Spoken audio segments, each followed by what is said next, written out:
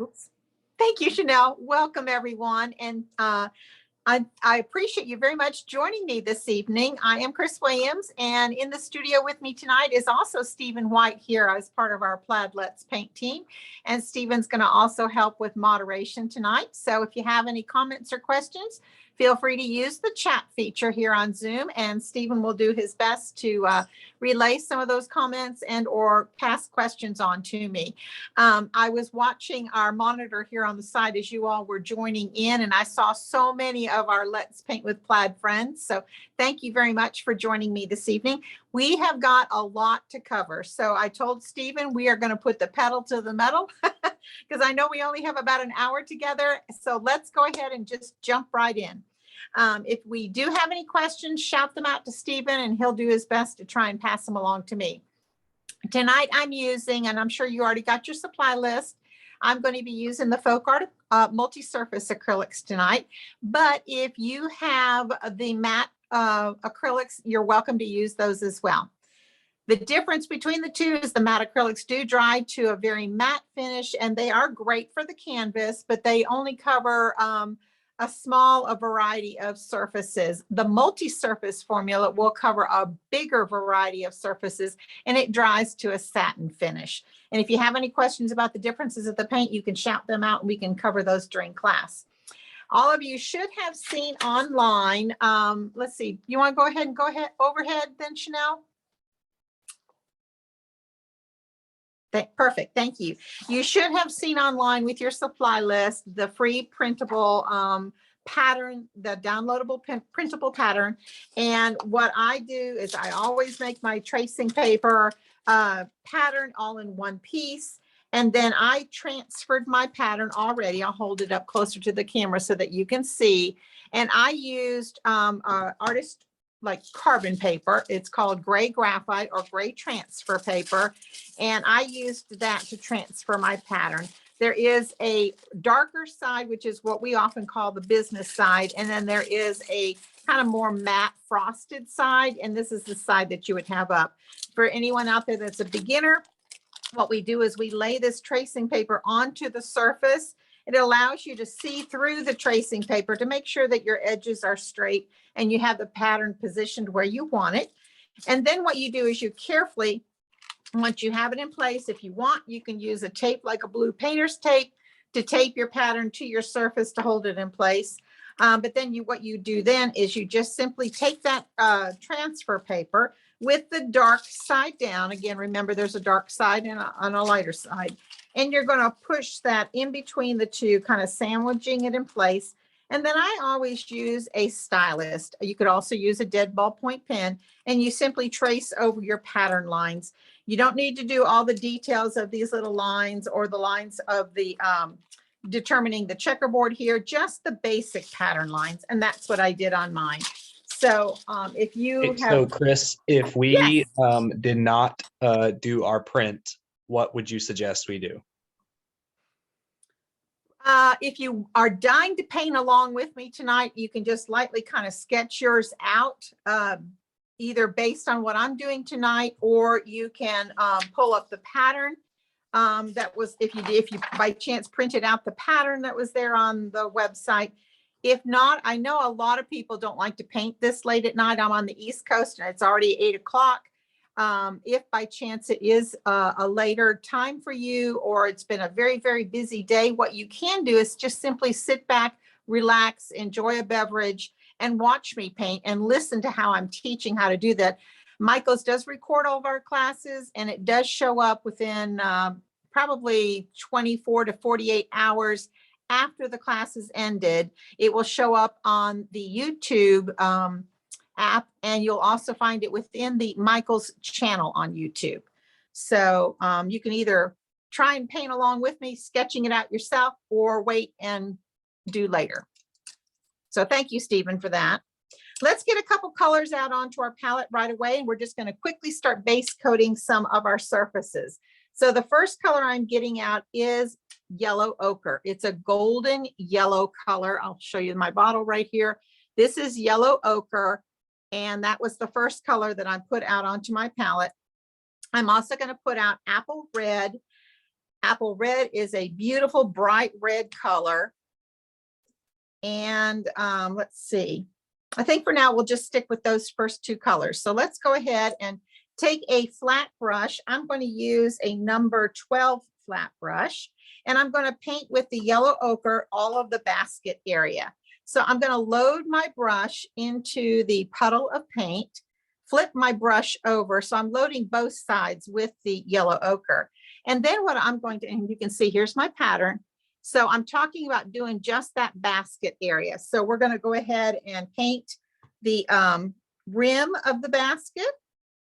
And I'm going to have to paint kind of quick tonight because we do have a lot to cover in a short period of time. If for some reason you're not able to keep up with the speed that I have to teach at tonight, or I have to paint at, feel free to just sit back, relax, enjoy watching the rest of the class. And like I said, you're going to get the recording, so you'll be able to then paint again later. So I right now kind of just basically kind of based in the top of my basket.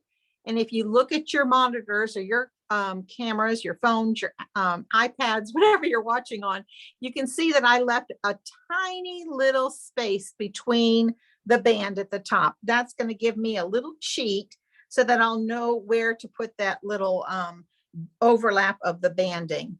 And then I'm going to go ahead and just carefully as I can use my flat brush to paint long, smooth strokes down the vertical slats of our apple basket. This is apple season for a lot of areas in the country and maybe even Canada as well. And so a lot of people are into baking apple pies and apple strudels and just even enjoying an apple to eat. So I thought, what better thing to do than to paint a basket of apples for our fall project today.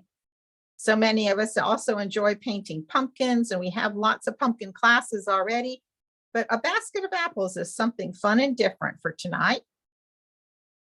So again, I'm using that number 12 flat brush, and I'm just kind of painting on long, smooth strokes as you can for the vertical slats of the basket. My apple basket actually goes off the edge here on the side of the canvas. So what I did on my original one, I'll hold it up and show you. You can always take your pattern and wrap it down these sides and paint more of the basket or more of the apple and so on. But I chose to just do a black border so that it stands out. It's very striking. It's a nice clean border. So the border of my canvas is black all the way around. So I'm not going to worry right now as I am base coating this if I get a little messy on the edge, because we're going to come back afterwards and just go ahead and paint that with the solid black. So I'm doing all of the vertical slats, and you'll notice as you look at your pattern, there's another horizontal band towards the bottom of our basket here. So I'm going to do that last, after I finish doing the lower portion of the vertical slats. My acrylic paint will dry pretty quickly once we kind of get this base coated. All right, so now I have my vertical slats done and I have the top horizontal band. Now we have a lower horizontal band towards the base or the bottom of our basket. And so I'm going to go ahead and paint that in horizontally. And I'm stroking on mine from the apple towards that canvas edge. And if you want, you can even leave yourself a little cheat between those slats too, or just kind of leave in a little area to where you see, you can still see your pattern line if that helps you. All right. Now what I'm going to do is I'm going to go ahead and begin with our 3 apples in the basket and our 1 apple sitting down here, getting them base coated in with red. Red sometimes tends to be a transparent color, and rather than doing just red, red, red and building up several layers to get it as opaque as you want, sometimes using yellow ochre mixed in with the red will give your red better hide. So just real quickly, I did not clean out my brush. I still have some yellow ochre in my brush. I just flipped the brush over and I started adding some of the apple red to it. I'm going to then just use this same brush loaded with the combination of the yellow ochre and the red. And it's mostly red, but I'm going to go ahead and just neatly paint in our little apple shapes. And these apples are a little bit smaller here at the top. If you feel a little more comfortable going down and dropping down to a smaller size brush, you're more than welcome to. But you know what? I was taught many, many years ago now that you always want to use as large a brush as you can for the area that you are painting. You'll find that you'll get nice, long, smooth strokes. And you'll also find that you won't have to stroke as many strokes because you can carry your design much quicker and much further along the way. So I'm going to hold up my canvas to the camera here. If you want to take a look, I have 2 apples base coated in. And I'm going to fill my brush with some more of the apple red. And I'm going to go ahead and paint that 3rd apple up here that's inside the basket. Now our apples have a little, what we call a smile line, and they also have a stem, and there is one leaf up here as well. So we'll paint those in later. If you paint over yours like I just did on mine, no worries, you can still probably see your pattern through. I'm going to hold mine up so you can see real close. Let's see, there. You can still see the pattern of the smile line and the little pattern where the stems are too. Now we're going to go ahead with that same brush. It still has some yellow ochre in it. It now has the apple red in it. And I am going to paint the lower apple, our 4th apple. This one happens to be a little bit bigger. And it's right here at the base of our design. And it's also right where it overlaps our basket a little bit. So we're going to go ahead and paint that apple in with the red. And using, if you're painting along with me tonight, you'll notice that using that yellow ochre as part of your base color, that red is getting a lot more hide and it's covering your surface a lot better than what you think it would have done. My pattern, my apple is a little bit closer here to the edge than my original. I don't think that's a problem. So I now have my apple on my red. Let me reverse that. I now have my red on the apples. And I have my basket with the yellow ochre. And while we have this red in our brush, why don't we go ahead and do the red checkerboard down here too? That'll save us a little time. And the checkers are all done with that same brush. And it's just every other alternating square. So if you want to follow as I did, you can look at the pattern and or look at mine here, or you can kind of do your own thing. But if you're doing mine, my top row, I started with the creamy color, and my second one from left to right, my second one is my red one. So I'm just going to put my brush down and make one little checkerboard with the red, and then I'll alternate every other one after that. So I'm using mine basically the width of my brush here. I have a number 12 brush still, and I am stroking from the top of the checkerboard down. Then what I'll do is I'll flip my canvas around and I will stroke from the bottom of that up. And that will basically kind of make that little square of each little checker for me.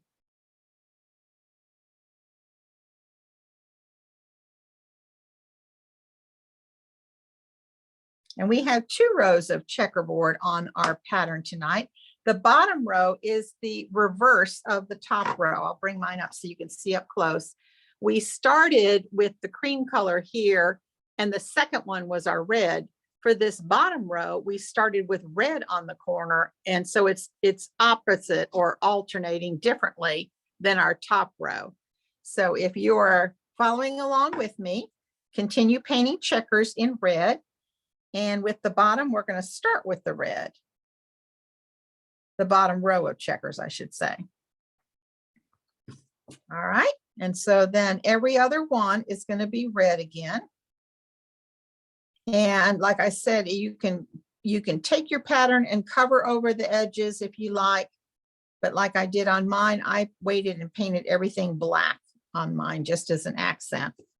All right, I'm going to go ahead at this point in time. I have all my red on. I'm going to clean my brush. And so I'm just kind of rinsing it in some water. And I'm going to dry it really well on a paper towel. And real quick, like, I'm going to also paint this little handle at the top. I should have done that when I had the yellow ochre in my brush. So I'm adding yellow ochre in my brush. And I'm going to go ahead and paint this little handle.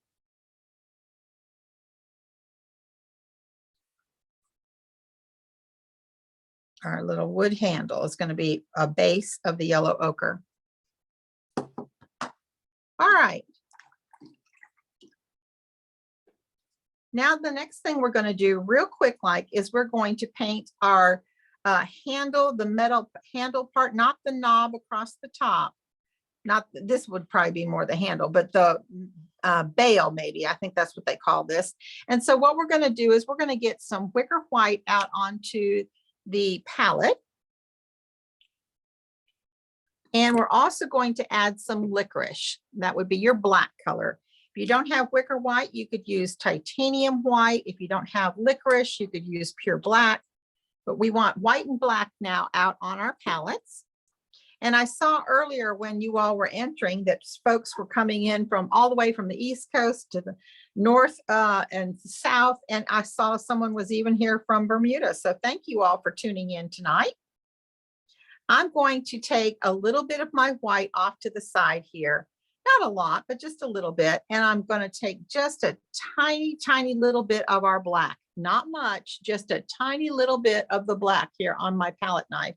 And I'm going to mix this white and the little bit, tiny bit of black to kind of create a very pale gray. Once you have that painted, that's the color that we are going to then paint in or base in our little bail. So let's go ahead and pick up your brush. You can use your same brush if you like. Obviously, it's less wide than the width of our brush, but we can turn our brush up on its edge and use that chisel edge to kind of paint in that gray. Doesn't take a lot of this color.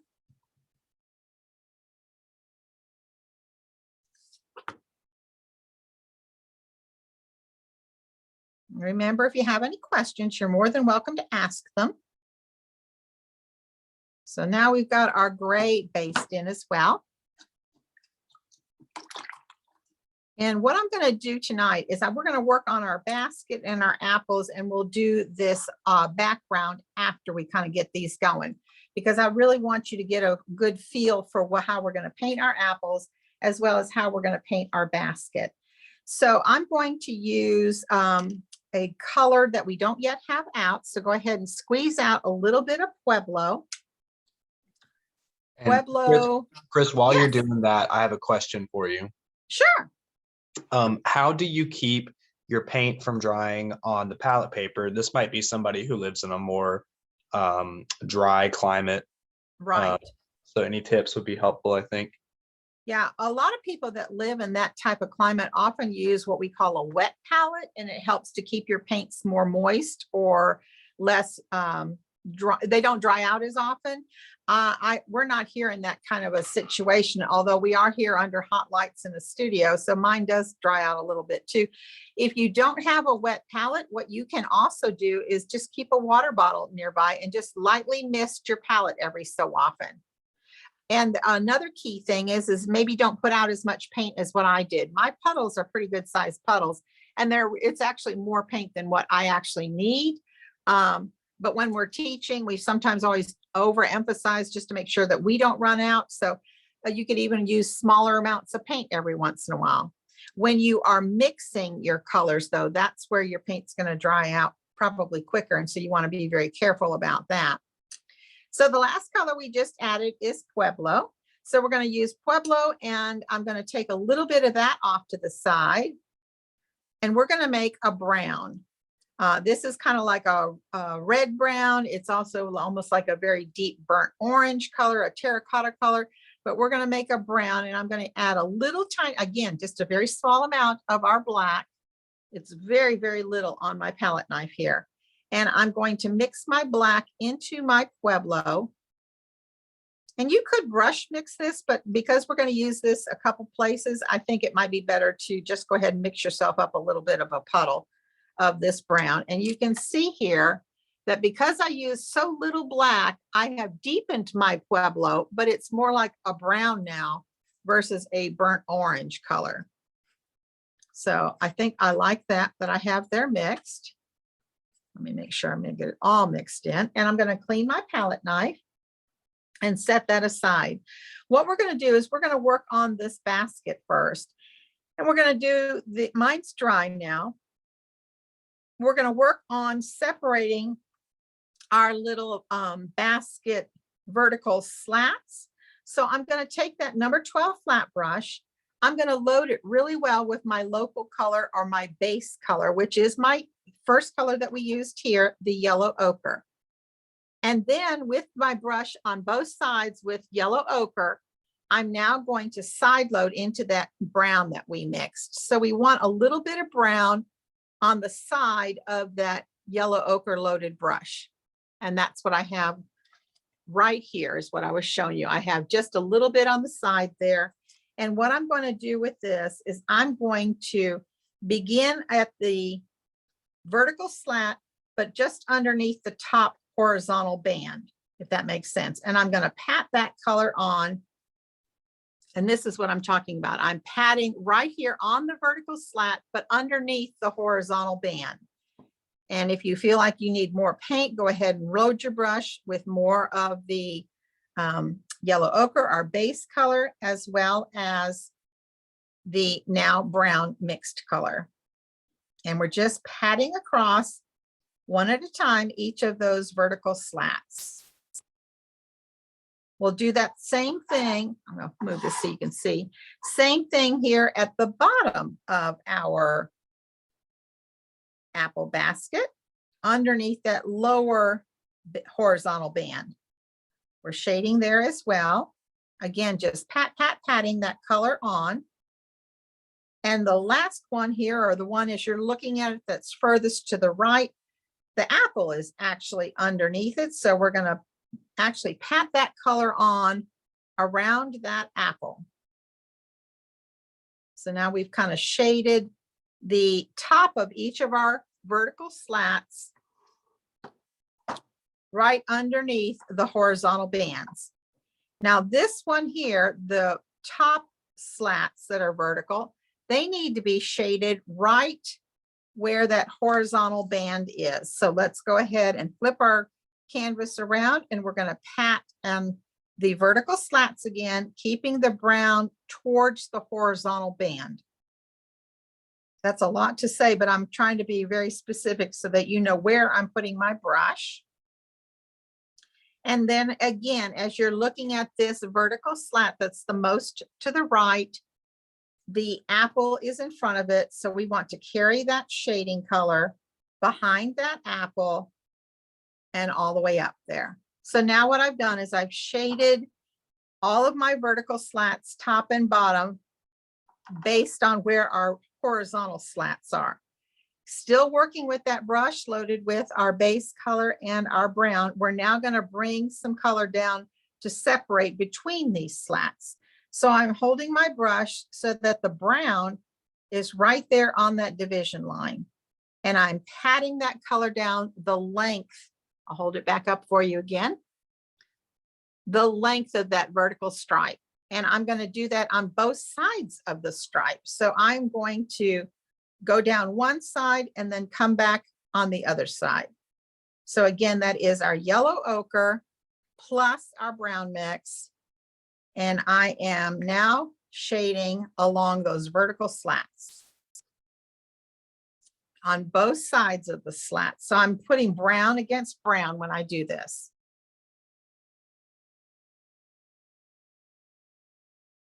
Once you kind of pat that on, if you want to then come back with like a long, smooth stroke, you can do that to kind of help blend that in. So I'm going to the right of the division line and then flipping my canvas around and going to the left of the division line.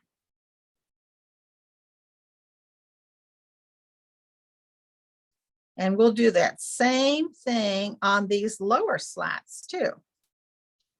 So I've got more of the yellow ochre, more of my shading color, and we're going to this is a much shorter stroke, but I'm going to flip my brush around and do both sides of each of these little slats.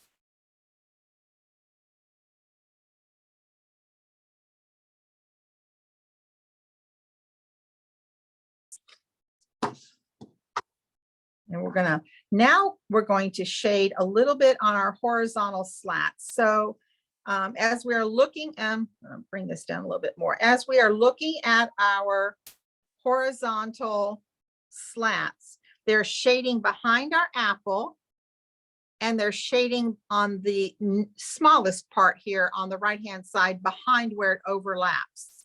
So we're going to go ahead and put our brush down on the slat next to that apple and kind of blend it out.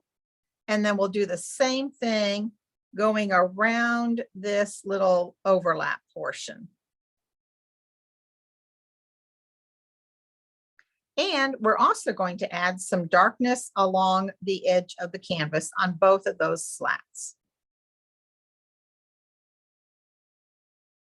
So again, that's just the brown that's creating that darkness and kind of pulling that into the slat there a little bit.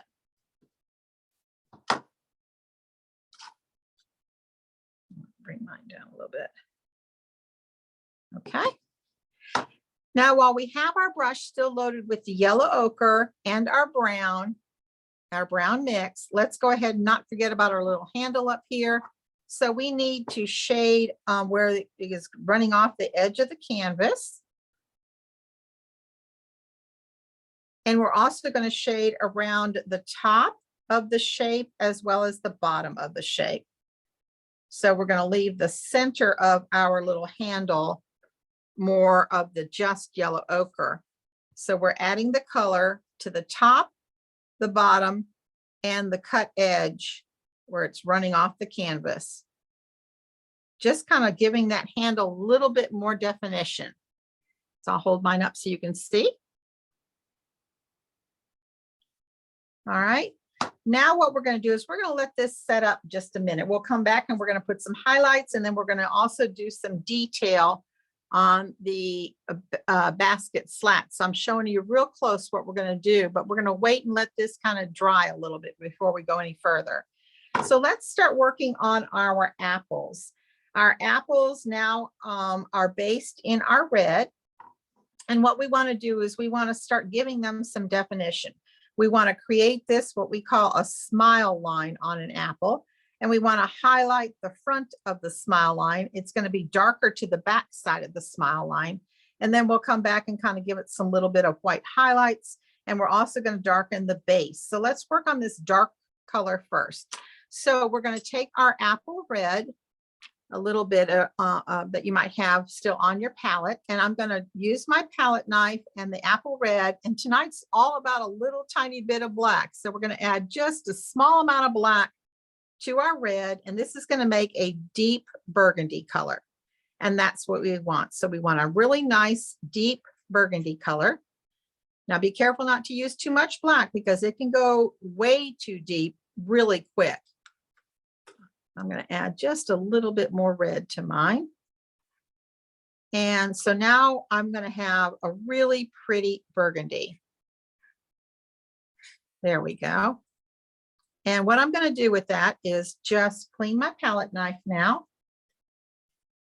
And I'm going to still work with my number 12 brush. I think that's going to work for me. So I'm going to load my brush first with our, oops, so let me get a little bit more apple red out. With our base color. I do not do a lot of floating when I paint, but I do a lot of using the local color or your base color to help blend your colors. So my brush is always wet with that base color first. So our base color right now on our apples is the apple red. So I've loaded my brush with apple red. And now I'm going to side load into that really pretty burgundy mix. I'm going to show you my burgundy mix up close. And so I am using that number 12 flat brush to load into that. And I am going to, as we look at ours here, I have mostly shading If you think about this circle being the face of a clock, mostly from like maybe 7 o'clock up to like maybe 3 o'clock. So I'm just going along the bottom of my apple and I am patting that color on, keeping the burgundy color to the outside shape of that apple. And I have my local color, my base of the apple red towards the center of the apple. And that's what I did on mine right there. So from about maybe 8 o'clock or 7 o'clock all the way up to 3 o'clock, I'm right-handed. So I worked from left to right and I just kind of brought that shading color up. We'll do the same thing on all the other apples. So like the smallest apple that's on the right, I should say the lower right. Let's go ahead and start it like, I'll keep using the numbers of a clock. Let's start it like maybe 8 o'clock and pat that color on along that shape of the apple. And we'll stop maybe at about 3 o'clock. So just keep patting that really pretty burgundy that we just mixed. I'm going to add a little bit more red to my brush to keep smoothing it on. And we're going to stop about 3. So about 8 to 3. That tiny little apple, the top apple that we're seeing the smallest amount on, that's kind of like a little V shape that you see there. So we're going to go from, if you left yourself a pattern of the leaf, we're going to go from the leaf down into the V. And then we're going to come out of that V up on that apple till we hit almost that little bail. So we're darkening that back one in that little V shape. Still working with that same brush loaded. We have one more apple here to kind of shade along the base. And again, thinking of a face of a clock, I'm going to go from like maybe 9 o'clock. Mine's almost off the edge here.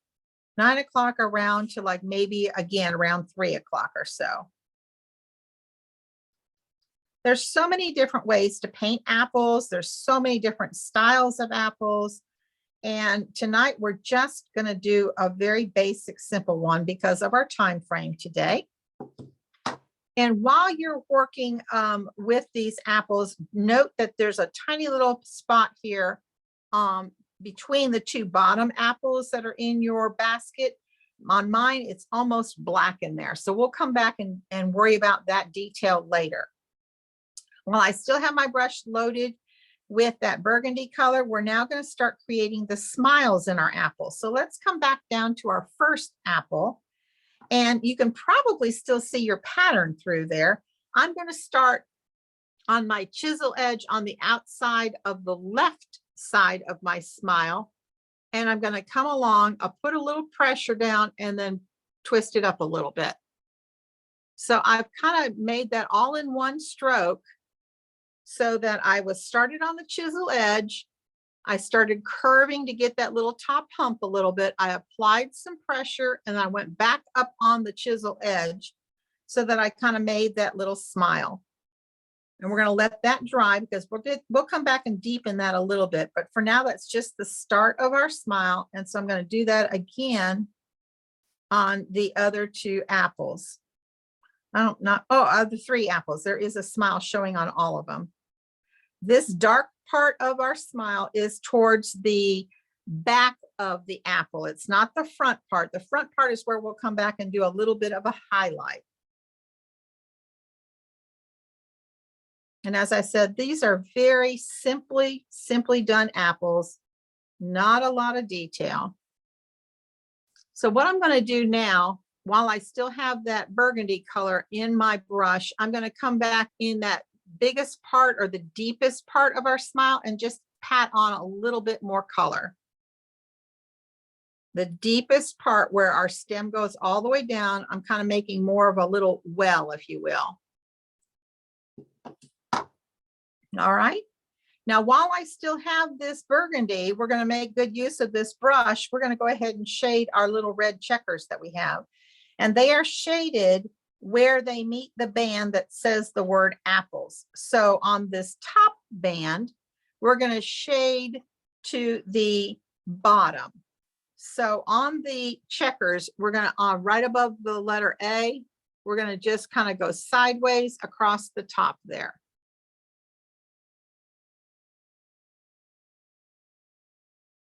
And we're going to do the same thing on each one of these. So on the top row of checkers, we are shading the bottom of each checker. And I'm holding mine up if you want to take a look. For the bottom row of checkers, we are going to shade the top of the checker where it meets the band of the letters. So I'm going to turn my piece the other way, and I am going to carefully just pat along the top here.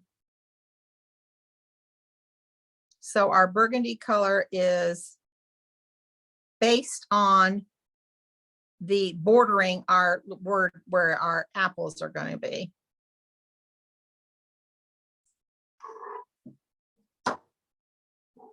And I am going to wipe this burgundy color out of my brush.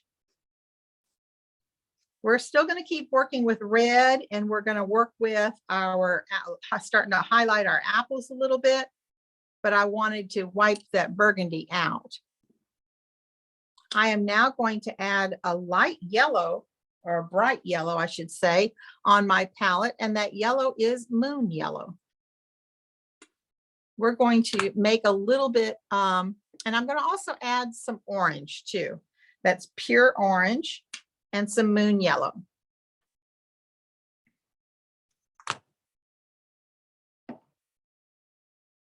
I wonder how many of you are painting along with me or enjoying apple season in your areas. We painted an apple pie here on Michael's community classroom earlier this month. And we learned that the American Pie Association said that apple pie tends to be the #1 apple or #1 pie that most people request. I thought that was very interesting.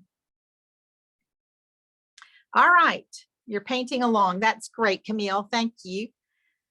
I know we're moving at a quick clip tonight, but hang on, because if you do follow along, that's perfect. If you're falling a little behind, remember you have a recording to kind of catch up with. So for those of you that are painting along and ready to move on, our apples now need to have some highlights and some orange. So I'm going to, my brush is not really clean in that I didn't clean it out in water, but I did wipe out that excess paint of the red and the burgundy that we made. I'm now going to side load that brush with some of our orange. And when I said I'm side loading, I've got some orange on my brush. Ooh, let me bring it to the camera. I've got some orange on my brush, but there's very, very little paint. And what I'm going to do, let's work about this one right here first. The highlights on this one run right along that smile. And then there's almost like a highlight area here on this apple. So what we're going to do is we're going to take this orange and we're going to follow along the front side of that smile.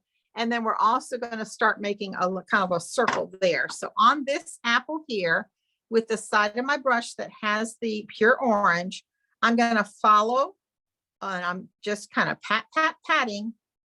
I'll bring this up so you can see. I'm patting that orange, and we're just starting our highlight area. And then I'm going to bring it down on this side so that I end up with kind of like just across that circle. And then I've got an area right here that's got the orange.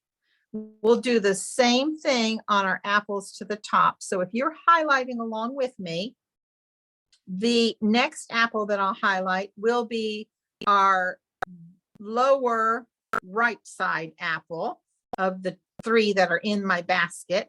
And I'm going to again bring that orange right along that smile on the front meat area of the apple. And I am going to then kind of almost like reversed, have a lot more on the right hand side. So my orange went across the front of our smile line and more to the upper right. The apple to its left, our second apple that is on the left hand side, we're going to do the same thing. Keep that orange right in front of that smile. And I am going to bring more of that highlight to the body of the apple. Again, kind of creating some of that color there. This is very small amounts of paint that I'm putting on this apple, but you can already see that there's a definition between those two apples right there, where there's some highlight right along that smile line. And then for our apple to the back, it's pretty much a darker apple, so we're not going to highlight it too much, but we will bring some of that orange right up next to the smile line.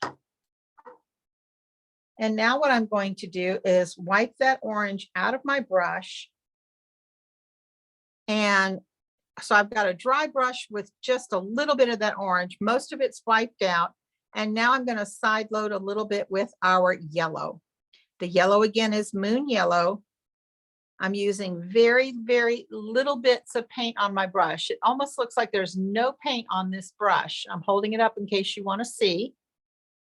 And with this yellow, we're going to come back and we're going to highlight and repeat that step again, very lightly patting on where kind of, if you want to think about it, like maybe the cheek of the apple, where we don't have to go in front of the smile line, but just like where that cheek is, we're just putting a little bit of yellow on this part of the apple. Can you see it's just that cheek area?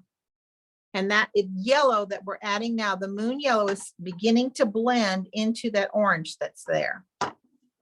We'll do the same thing on our 3 apples to the top, more cheek color on the 2 lower apples, and the cheeks on the bottom one, I actually did on the upper left area. For the 2 that are in the basket at the bottom here, we're doing it in the upper right area. So again, it's just a little bit of that moon yellow. And I'm kind of very, very little paint, just adding it to kind of creating a little bit of a blush or a little bit of a cheek on our apples. I'll show you my 2 up here. And then that one to the back, we're just going to add a little bit of yellow in front of that smile line, but not a lot because that apple is a little bit darker to the back there.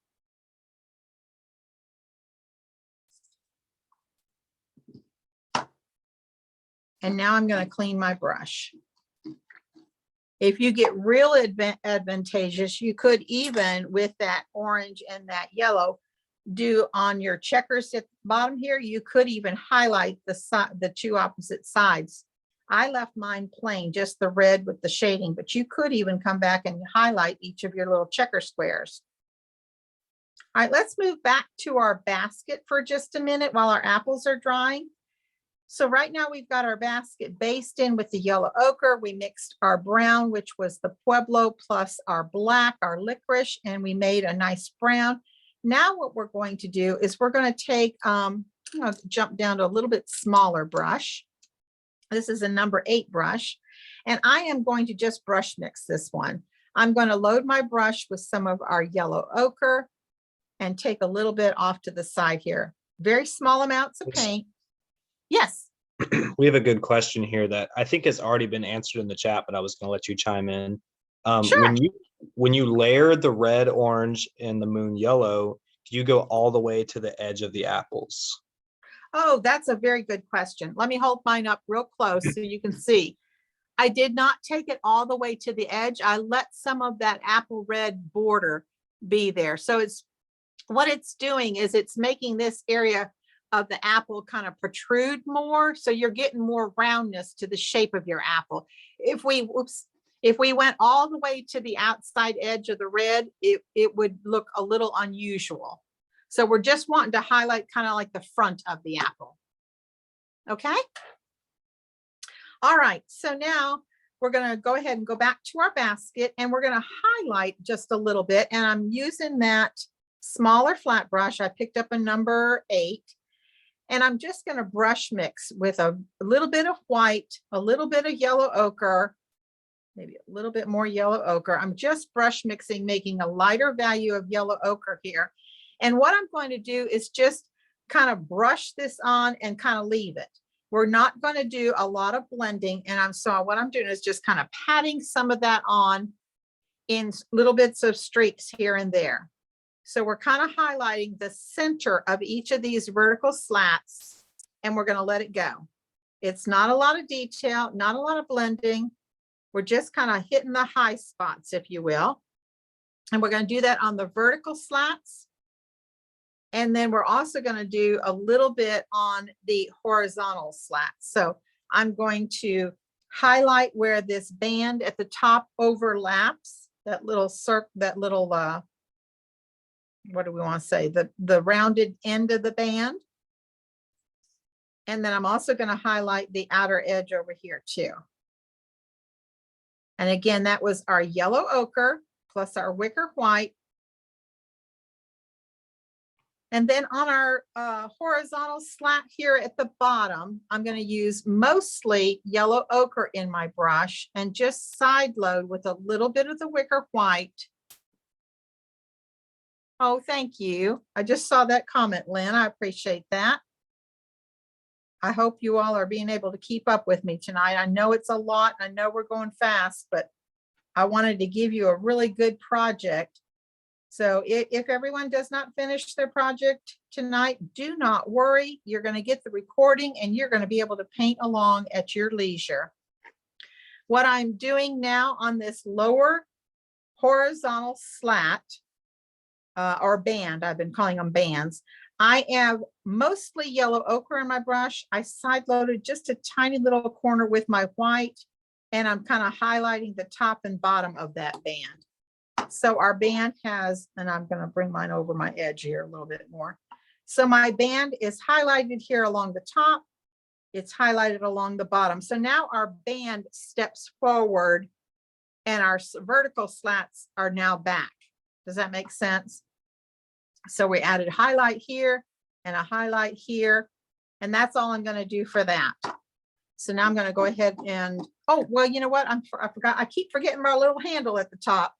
So what we're going to do with our handle at the top, we're going to do the same thing, a little bit of yellow ochre, a little bit of wicker white, and we're just going to do a little bit of like dash of color, if you will, right through the center. And I'm holding mine up real close, just a tiny little bit right through the center, and we're going to stop. We're not blending that in. The little detail that we're going to add on this wood area is really going to come to life after this all dries and we come back with our liner brush. Our little gray portion of the handle, I think I called that the bail earlier. If you still have some of your gray color mixed, your light gray that we based it in, go ahead and load your brush. I'm using that number 8 flat brush with that gray. And we're going to side load just a tiny little bit into our black, our licorice. And I am going to add on the chisel edge, the black side of my brush closest to the apple. And I'm just going to, using the chisel edge, almost like you're scratching the surface, just wiggle it back and forth as you go up the bail. So I'm keeping the black down closest to my apple. And I'm just kind of scratching up. I'm going to show it up real close. So there's a little bit of texture on that bail. And we'll do the same thing here where it comes out from the wooden handle. We're going to be darker at the wooden handle and just kind of scratch it out to the little corner here. And that's all we're going to do on that little bail. All right, so now I am cleaning my brush. I want to get rid of that black that's in my brush. And let's real quickly go to our leaves. So I'm going to add another color out onto my palette, and that color is Thicket. Thicket is a beautiful darker green color. And I am going to use that same number 8 flat brush. And I am going to take that Thicket in my dry number 8 flat brush. I'm loading both sides of the brush with my green. And what we're going to do is we're going to make a little leaf, very, very simply done. If you think of a leaf, let me see if I've got a marker here. I do. If you think of a leaf, I'm going to draw on my palette in case you want to look up and watch for a moment. Here's our little leaf. Okay. So what we're going to do is we're going to start and we're going to just do a very, very simple stroke leaf. We're going to start here on the, I'm right-handed, so I'm going to work towards the left side first. And don't worry about all the wiggly jiggly edges right now. We're just going to go ahead and go over them and we're going to come down to the center. So let me see if I can hold this up so you can see close. We are coming right here and then we're going right down to the center on the chisel edge. Then while you still have that same color in your brush, you're going to start from the chisel edge and come up. So basically we've put in the base of the leaf. Okay. Then what we're going to do is we are going to, on the left side, we're going to keep stroking towards this center vein. Think about the center of the leaf. And so you're going to touch down and stroke, touch down and stroke. So we've now kind of filled in the side of that leaf, the left side. Now, when we get to the top, we want a really pretty nice tip. So I'm going to change the direction of my brush and I'm going to work on just the chisel of the brush. And so I'm going to start at the top of the leaf and I'm going to stroke down, making a nice straight line. So we're going to have that brush loaded with our green. Again, it's Thicket. And I'm just bringing it down and I'm stroking that way. And then we're going to fill in this side with 1 or 2 strokes, whatever it takes. So that's basically how we're going to put our leaf in. So when you think about our little leaves here, there's only 2. Mine here is kind of running off of the edge of the canvas. I transferred my pattern too close here, but I'm going to start and go down into that center. And now I'm going to come up and go out and then come down and come down. And if I had room for a tip, I'd do that, bring that tip in, but let me do it on this other little leaf up here. So there's a smaller leaf up here by our 3 apples, and I'm going to come down. This is a number 8 flat, and I'm just doing this with Thicket, and I'm bringing it up, and then I'm coming down, down. Now I'm going to do the tip of that leaf, down and down. So that's just basic, quick, easy little leaves. And what we're going to do now is, with our brush still loaded with the Thicket, I'm going to side load a little bit into our Licorice. And then what we've now got is a brush that's got green across the whole width of the brush and a little bit of black just on one angle. And when we look at our leaves, the bottom portion of each leaf. So on this leaf, it is the bottom portion here is going to be our darker section of the leaf. On this one up here, I made the left side of my leaf the darker leaf. So I'm just going to take and pat on that side of the brush that has the black on that lower section of the leaf. So we kind of now have a half leaf that's dark and a half leaf that's just our basic green mix. So now we'll do the same thing on our little leaf up here. And I'm going to use my chisel edge to kind of pat that color on. And now I can see definitely a dark and a light to that side of the leaf as well. So here's my bottom leaf and my top leaf. Very, very simple, very, very easy, not a lot of detail. But while we still have our brush, I just wiped it off on a paper towel. I removed some of that black out of my brush. I do want the green still in my brush. But what I'm going to do now is I am going to actually fill that brush, the full flat of the brush, while I still have green in it. I'm just going to stroke into a little bit of our yellow. So I have, let's see where, there we go. I have yellow now on that brush, very small amount. It's not a lot. And with that yellow, I'm now going to, on the light side of the leaf, I'm going to go to that outside edge that we started working on and just do a touch pull. Very light, very little pressure, very little paint. And it's just adding a little bit of an accent to that leaf. I'm holding mine up in case you want to come look. We'll do the same thing on this leaf too. It's just touching at the very outside edge of the leaf. Oops, let me bring it closer to you. And touch, pull, and touch, pull. So now we have a highlight to one side of the leaf. We have a dark side to the other leaf. And I'm going to clean my brush. And we're going to go back to our, let's see. Yeah, let's go ahead. For now, let's go ahead and do our background real fast. So we're going to use our Wicker white and our patina. So we just need to add some patina onto your palette. And I'm going to switch and use a bigger brush. I'm going to get this little bit of a job done very fast. I'm using a 3/4 inch flat brush, and I am going to fill that brush with my white, both sides with my Wicker white or titanium white. And then I'm going to side load into the patina. The patina is a very pretty beachy color. It's not quite an aqua. It's not as deep as an aqua, but it's a really, really pretty pale color. So when I load my brush, I want to have the brush that's white all the way around the full width of the brush and just a little bit of patina on one edge. And I'm going to do what I lovingly call slip slap. So I am slipping and slapping, slipping and slapping. And I'm doing this overlapping stroke all the way around the whole outside edge around our design. When you come up close to it, you can come up using the chisel edge of the brush, but you're just lightly covering. And yes, if you had time, you could even do the whole background first, then transfer your pattern so that you're not working around it like we are tonight.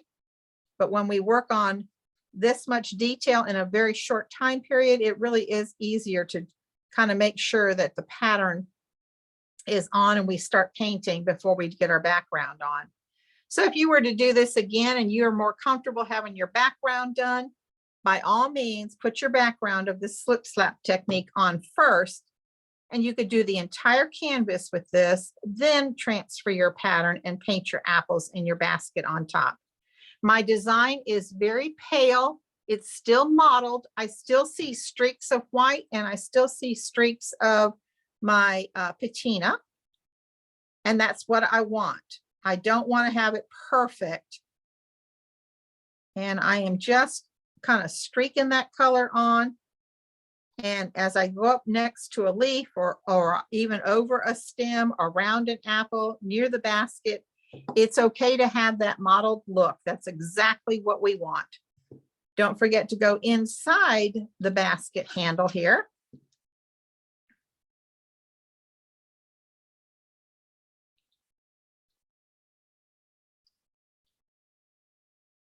And don't worry about that little triangle between those two apples that are in the basket. Okay, I think I've got mine pretty much the way I want it. And there's one little spot here at the bottom. I'm going to tweak in a little bit of color here. My apple was so close to the edge here. And one more time, if you missed it, if you want to paint your edges, just continue that color wrapping around the outside edge. Okay. We're going to let that dry. You can see on my original here, it's a little bit darker around, and we're going to come back with another color to deepen that. So right now, that's all we want to do is just kind of get some of that background on. And I'm going to go ahead and clean that brush. And now what we can do is let's get this base color on down here. So we are going to take yellow ochre and a little bit of white, and I think we can brush mix right now. So I'm going to take some yellow ochre in my brush and bring it back to that spot where I brush mixed with some white. We're making a lighter value of our yellow ochre, kind of a creamy yellow, creamy golden yellow, I should say. And with that color, we're going to go ahead and fill in the alternating checkers. So every other checker that was red is now going to be this kind of creamy color. Make sure that there is a good color difference between the yellow ochre of your basket and this creamy color of our checkers. So again, just using the width of my number 12 flat brush, I'm filling in the space between my red checkers. And we're going to do that on the top row as well as the bottom row. Again, that's the number 12 brush.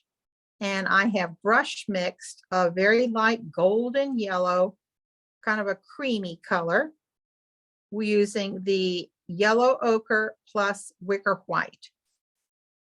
I have used my number 12 flat brush to do that.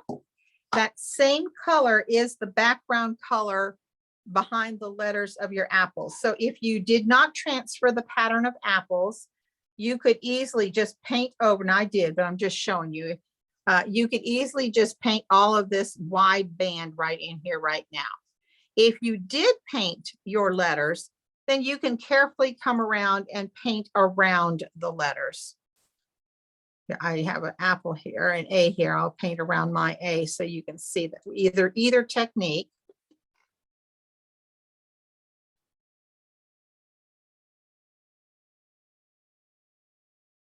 Okay, so if you didn't transfer your letters, you can paint this whole band like I have here to the right side. If you did transfer your letters, you can paint around the letters like I did the letter A. Either one would work. Now, while we still have that color in our hand, in our brush, let's go ahead and use that brown mix that we started with. That again was our Pueblo plus a little bit of black. And that's what's going to shade these checkers. So you want to shade like we shaded the bottom of the red checkers at the top band of checkers. We're going to shade the bottom of our creamy colors with our brown mixture. And this is just going to kind of warm it up. And we're going to, again, use that same mixture, which was the yellow ochre plus white, which was our base. And then our brown shading was the Pueblo plus a little bit of black. We're going to flip our canvas around and we are going to shade the top band of our checkers.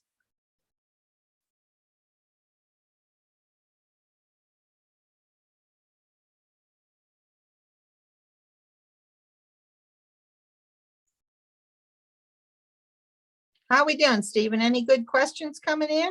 Yeah, what was the name of the color that you're using right now for the kind of spacing and where you're going to put the lettering in? Yes, that was a mix of yellow ochre plus white. Got you. Yeah, that was it. All right, so what I'm going to do next is we're going to come back to our apples. So I'm going to clean this brush out real quick. And we're going to add that sparkle of white to our apples. We're on the front of each apple where we did the orange across the smile line. We did kind of like a cheek of orange, if you will. Then we came back and gave a little bit of our yellow on top of that cheek. Each apple now has just a little bit of a highlight of white. And I'm going to use my number 12 flat brush. I'm going to side load into my white, not a lot, just a little, and I'm going to blend it on my palette so that I have, again, a very small amount of paint on. You can't even see a thickness here on my bristles of my brush. It's almost a dry brush, very small amount of paint. And I'm going to pick the area where I want that little highlight, that little sparkle, and just kind of tap and pat that corner of the brush on. And I'm going to leave it be. So I've got a little sparkle here on the highlight of my apple. That was all done with just a scant amount of white on the corner of my number 12 flat brush. So again, I'm just kind of putting that brush down, patting, and I'm kind of moving it around just a little bit to where I get just a little bit of a highlight. And that's all I'm doing. And so I'll do that on this next apple here. I am moving my brush around so that I always have the white side of the brush inside that like nest, that little circle of white that we're adding. And so each little apple now has a little bit of a white highlight. And we're going to just go ahead and keep that brush loaded. We're going to take that brush now and fully fill this number 12 flat brush, both sides of the flat, with our brown mixture.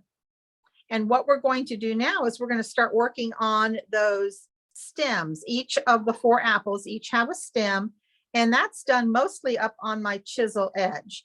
So I'm going to start inside the base here where our little smile or the bottom of the apple is. I'm going to start pulling up, and I'm going to pull up till I get up to where your little pattern line is. And each apple stem can be slightly different. It doesn't have to be all the same shape. No two apple stems are ever the same anyway, and especially after they get picked off of the tree.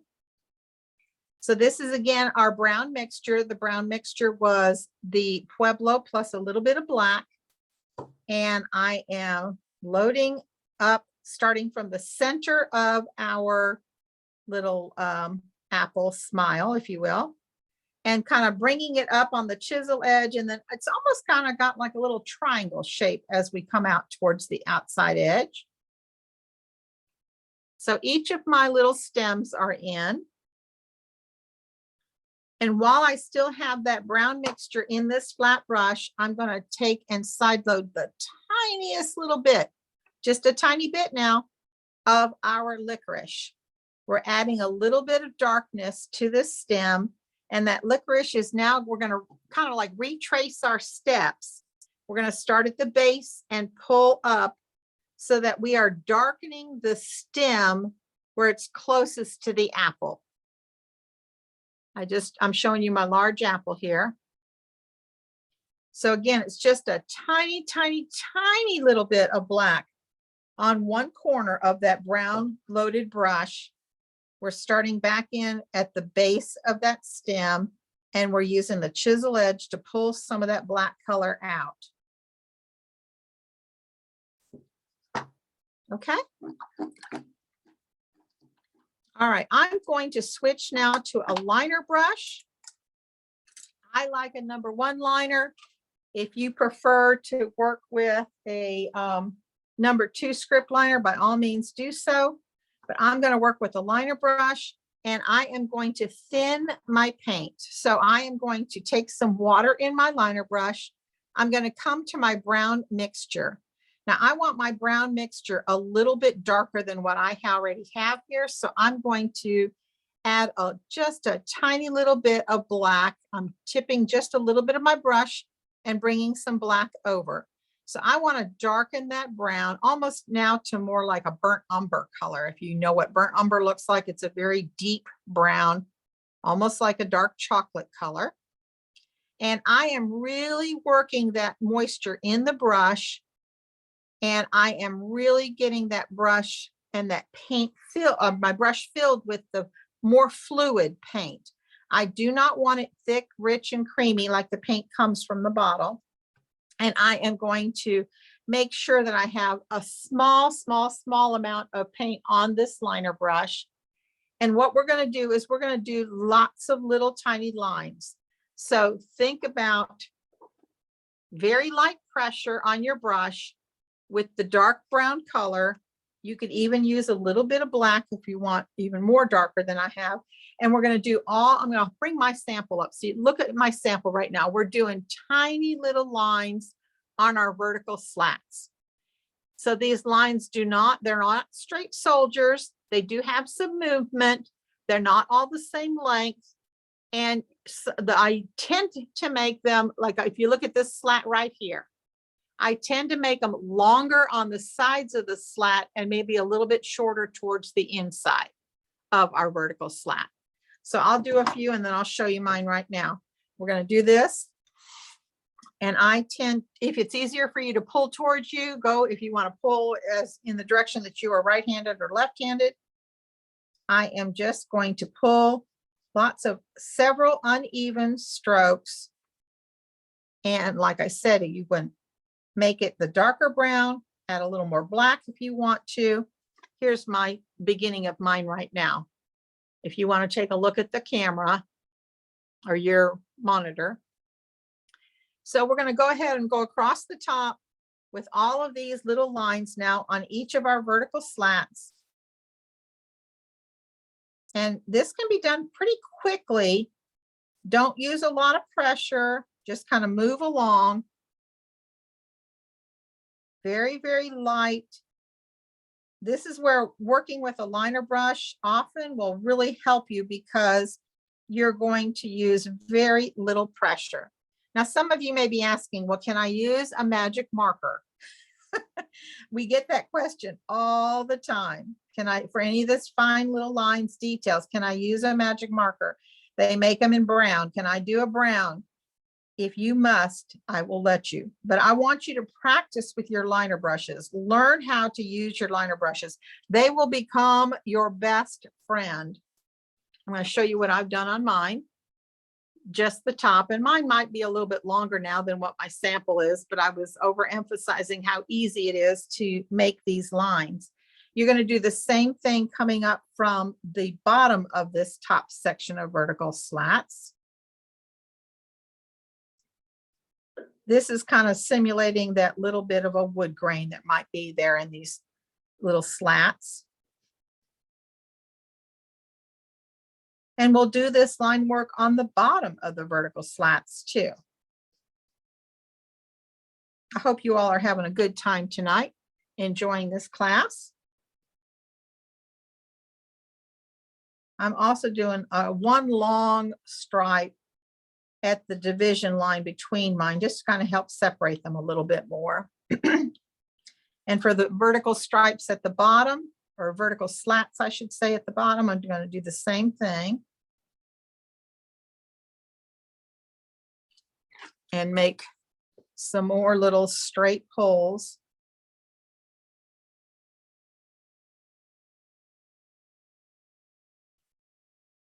Very light pressure.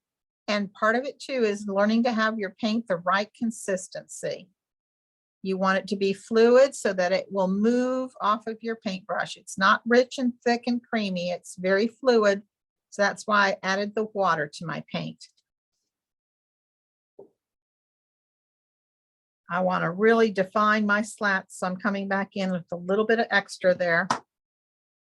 And now what I'm going to do is use my same brush, same mixture of paints. I'm going to add a little bit more water as mine's starting to get dry here in the lights. And we're going to do the outline of our horizontal slats. So outline the top and bottom of your horizontal slats. And if it helps, go take one slat at a time. And then make another line and take another slat at a time. If it's too hard to make one long pull all the way to the apple, make it just a slat at a time. So that's a good little beginner trick there. If you like line work and you can make that full long line, go ahead and do so. The band at the top of our basket is outlined all the way around each of these little shapes. And then we also have those little staples. You know, these baskets often are assembled with like a staple around that rim on that top band. So we're going to do that as well.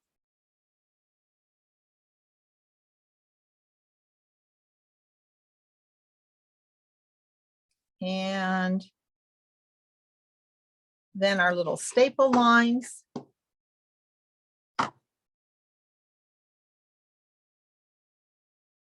Place them where you want. I actually have 3 across mine at the top. And there's a couple stitching lines on the horizontal band that's at the bottom, and they're just little horizontal little stitch marks or staples again, probably. All right, and now let's really get back to our background. The background is deepened a little bit with another color we do not yet have out on the palette, and that is a little bit of aqua.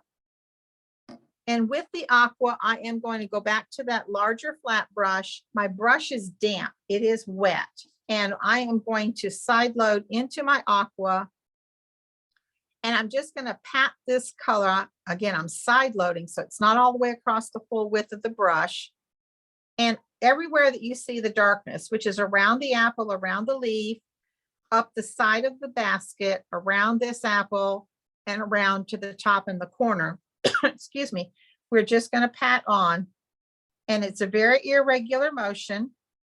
We're going to pat on that aqua to kind of shade along that side of the basket, the apples, and it just kind of helps to define our background. Just giving you a little bit more interest. And I'm coming up to the outside edge here. I'm going to do the same thing here on the inside of my handle, inside of the basket and around the handle. And I am just kind of patting that color on. It's okay to see brush marks. Let me show you this one up close. It's okay to see the definition here and there. I want that modeled like background. And so I'm going to go around these apples here. And here again, if you were doing this at home, and let's say you wanted to do that background first without having to work around your objects here, you could even do this background shading too before you, after you transferred your pattern and before you began painting. Okay. Now we have that little white area inside there. Let's go ahead and fill that in. You can fill that in first with that dark brown plus a little bit of black. This is actually pretty dark, and it's just kind of like the inside bit of the apples. And I'm going to come back after I filled that in with a little bit more of my burgundy color and kind of bring it around that shape of the apple. So it kind of really just helps to define the bottom of that apple and that space. So we're just blending that in, and I'm going to do it on both apples here. Just bringing that color into the apple and bringing some of that burgundy back out on top of that little area. All right.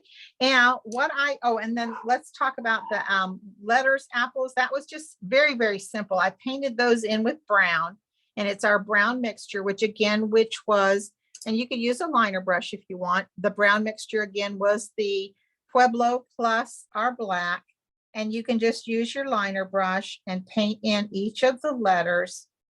I did not do anything fancy like an ombre. I didn't do brushed lettering. It's just kind of a rounded boxy shaped letter. So you could just paint those in. And then if you want to, after you have them painted in with the base brown color, you can come back, and you don't have to, but you can come back again, more practice with your liner brush. I'm going to show you mine up close. I actually outlined them with black. Now, when we talk about outlining with black, let's go ahead and get that liner brush ready again. I'm thinning down with water a little bit of my black. And when you get ready to outline something, which in this case, you can pretty much outline everything if you want to. If you want to emphasize, you can emphasize the shape of your apple. You can emphasize your checkerboard here, which I did. You can even come back and make your lines in your basket a little bit stronger. You can outline the shape of your handle and the bail. And the handle is given the same treatment like we did the streaks here in our basket there. And the line work is always the same. Make sure that your paint is the right consistency. So really thin it down well. Make sure the brush is loaded well. Make sure you hold the brush straight up and down so that you can do that line work. Make sure that you use very light pressure and just let that paint kind of flow from your brush. If you're doing long areas like this, like I said, if you're going across the checkerboard, don't worry about trying to do one long smooth stroke. If it's easier for you, just work a small section at a time. Work one little bit of a checker and then stop. Work another little bit of a checker and stop. And those are some of the finishing details that you'll do to your painting here, adding the line work. And that's what's going to give your piece so much character. Now I did sign mine. You don't see it showing here visually on the front. I signed mine on the side here. Again, my edges were all painted black just because I thought that would help emphasize and make it stand out a little bit more. So that's basically our design in a nutshell. Once you begin to keep adding all of the little details of our I'll go ahead and outline this one for you so you can see what it looks like outlined. And you don't have to outline, but I'm just saying sometimes if you, especially if you're going to do that black background, that just adds a little bit more. Black background, meaning the black sides.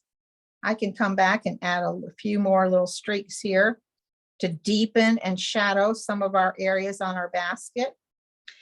As you all paint this, whether you painted with me tonight, or let's say you're waiting for the replay and you want to paint along later, be sure and take a picture of your work when you're done with it. Please do share it with me. I'd love to see it.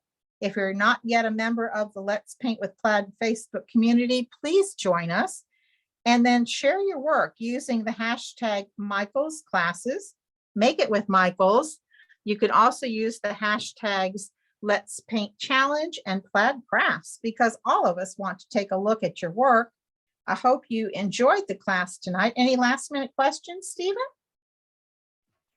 No questions. We just had one from Maybell that I answered, and they asked if you were the one who did the apple pie project. And yes, that is, yes, that is you. Yes, that is me. Yep. So when I was just playing while we were talking here, I did a little bit more black line work on mine. And I think it's just adds a lot to our apples. I'm going to bring this up real close so you can take a look one more time. If any of you want to take from the top of the canvas all the way to the bottom, here's the detail on the handle. And when I added the black lines to my handle, you can see that they're in a horizontal fashion across the top of the handle. And then here's a detail shot of the upper apples. And going down our basket, here's our basket. And you'll notice there are those highlights that we just kind of brushed on and left. They are there for a purpose. They're not intended to be fully blended in. Here's our bigger apple that's towards the bottom. And you can look, when you look at this one, can you see the ridges of the canvas? That, like in the orange areas at the front of our smile of our apple. That was all done with very, very little paint on my brush, so that I was just catching the top weave of the canvas. And then here's the bottom of the basket. And then our checkerboard, which was our red shaded with our browns, and our cream color, which was our yellow ochre and white shaded with our brown. Our apple word, each of our letters are all brown. They've been outlined with black. And there we go. So here we go with apple basket, or basket of apples, I should say. We can go front and back on now, Chanel, if you want. Thank you all for tuning in tonight. I know we went a little bit beyond our 1 hour class, but there was a lot I wanted to cram in such a small little project. So thank you all for joining me. If you do have any questions, feel free to reach out to me through our Let's Paint with Plaid Facebook group. And remember, I cannot wait to see you post your projects. Be sure and use the hashtag Let's Paint Challenge and join our Facebook group. We'd love to see you there. And next Monday night here in the studio is going to be Donna Dewberry. She has a special class planned for us next Monday night. So tune in again and join us then. And I want to thank Chanel and Stephen for being with me here in the studio tonight. Thank you, everybody. If you have any questions, just reach out to me through Let's Paint with Plaid. Good night, everybody. I'm Chris Williams. I hope you had a great time tonight.